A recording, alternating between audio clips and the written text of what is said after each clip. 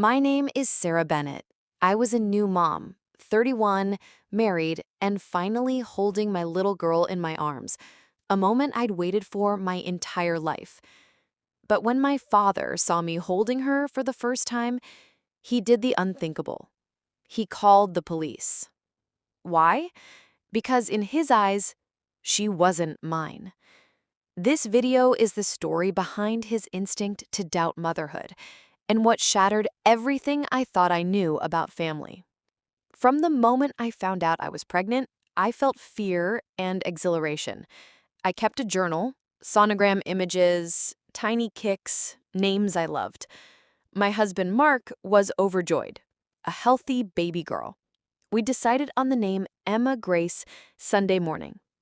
Emma for strength, Grace for peace. My dad, ever the stoic figure, barely smiled.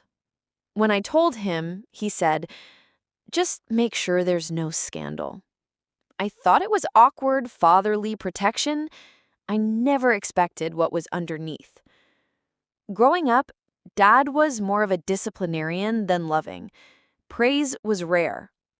Hugs, rarer. He believed in self-reliance. He taught me to excel academically, never emotionally.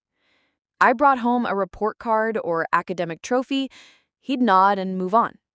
When I got engaged to Mark, Dad never visited him. He said, "Only real men tolerate me." When I got pregnant, he avoided the baby shower. All of this, I told myself, didn't matter until it did. The night Emma was born, I labored for 10 long hours. The pain is unforgettable. When she finally arrived, a tiny, perfect girl, I sobbed. Not from pain only, but from relief. The doctors placed her on my chest, her first breath, my first heartbeat as a mother. Mark took photos. I looked at his face, pure delight. I knew Dad would see them the next day.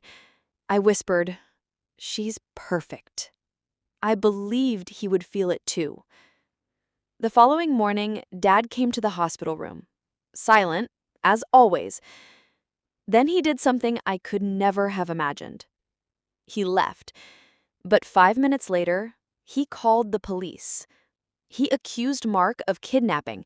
He said the baby looked different, too fair-skinned to be ours.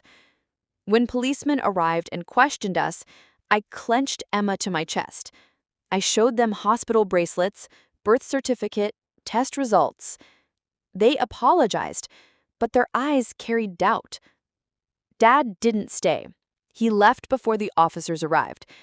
He sent a text, "She's your daughter only if her skin darkens within a month." Over the next days, Dad called less. He didn't send any congratulations, flowers, nothing. He asked if we'd get genetic testing, just to be sure. Mark was furious. I was shattered. I cried in the nursery, tears soaking Emma's tiny blanket. My own father thought I cheated on him, that Mark somehow had another partner. I felt ashamed, belittled, heartbroken that someone who raised me could treat me like a stranger. I researched stories of dad guilt and paternity paranoia. Some families fracture over adoption, medical stereotypes. But this? I thought of our family history. Dad had lost his sister as a child, under mysterious circumstances. He blamed trust. That loss shaped his cynicism. Perhaps in his mind, disbelieving was self-preservation. Still, nothing excuses the pain of not believing your own daughter. One evening, 6 weeks later, Dad showed up at the house. Quiet. Emma was sleeping. He sat beside me, untouched by guilt. He said nothing about the police. Then he handed me an envelope.